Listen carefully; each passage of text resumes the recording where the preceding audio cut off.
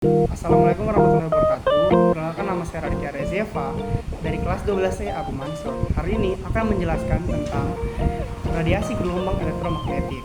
Radiasi gelombang elektromagnetik. Yang dimaksud dengan gelombang? Gelombang elektromagnetik adalah gelombang yang memancarkan tanpa media rambat yang membawa muatan energi listrik dan magnet. Nah, apa sih yang membedakan dengan gelombang pada umumnya? Pada umumnya, gelombang membutuhkan media rambat seperti tali yang digoyang.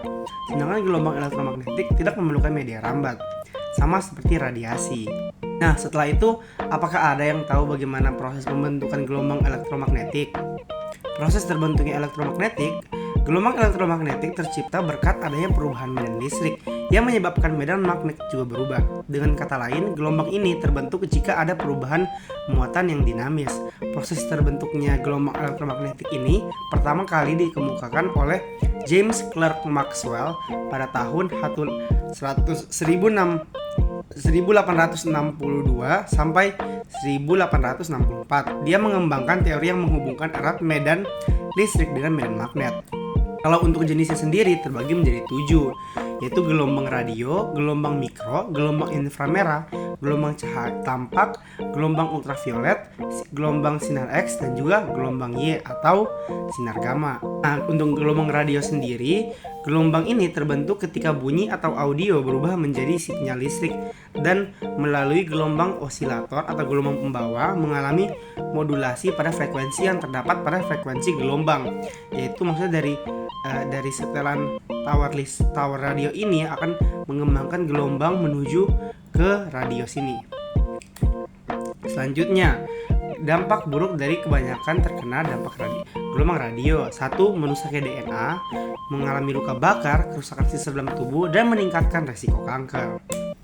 Selanjutnya, gelombang mikro atau dikenal dengan microwave merupakan gelombang elektromagnetik dengan frekuensi yang super tinggi, super high frekuensi, yaitu di atas 3 GHz.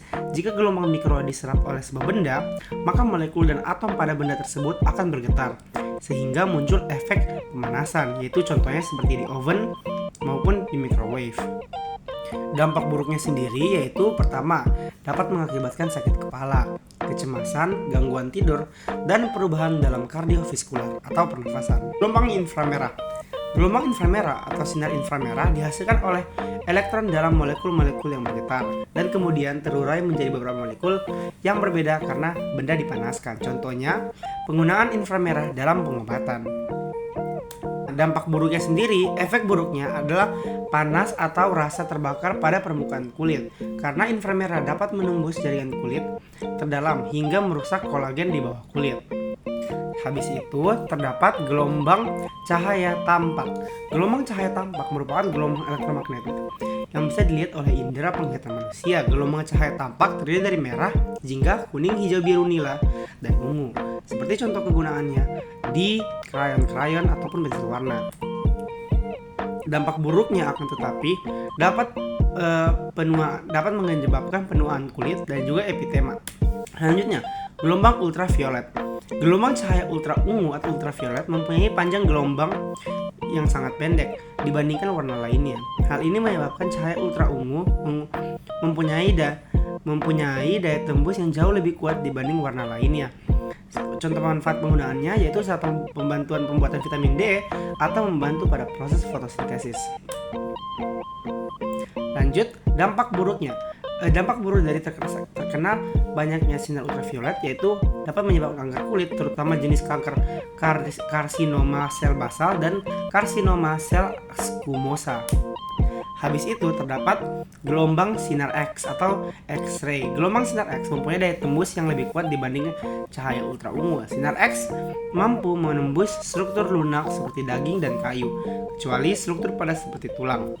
Contoh pemanfaatan penggunaan yaitu pada melakukan X-ray ke dalam tubuh untuk mengecek penyakit dalam tubuh. Setelah itu terdapat dampak buruknya, yaitu jika terlalu banyak mengenai sinar X dapat mengakibatkan radiasi atau sindrom radiasi akut, seperti tiba-tiba pingsan, kebingungan, mual, muntah, diare, kerontokan pada rambut, luka pada kulit dan mulut, serta terjadi pendarahan. Terakhir setelah itu yaitu gelombang sinar gamma atau sinar X. Gelombang sinar gamma merupakan gelombang elektromagnetik yang paling kuat di antara gelombang elektromagnetik lainnya. Gelombang sinar Y ini dapat menembus struktur padat, bahkan dapat mengubah struktur atom menjadi atom yang berbeda. Pemanfaatannya yaitu terhadap radioterapi untuk penyembuhan. Akan tetapi, jika terlalu sering terdampak, maka akan mengakibatkan mual, muntah, diare, demam, badan lemas, pingsan, kerontokan rambut, kulit memerah, gatal, bengkak, nyeri, hingga kejang-kejang, dan juga akan mengakibatkan kanker. Nah, setelah menonton video tadi, apakah kalian memahami apa yang dimaksud dengan radiasi gelombang elektromagnetik? Nah, sebagai penutup video, marilah kita memahami dan juga mendengar quote satu ini, yaitu kita bolehlah menyerah, akan tetapi jangan pernah putus asa. Itu saya dari saya. Wassalamualaikum warahmatullahi wabarakatuh. Terima kasih.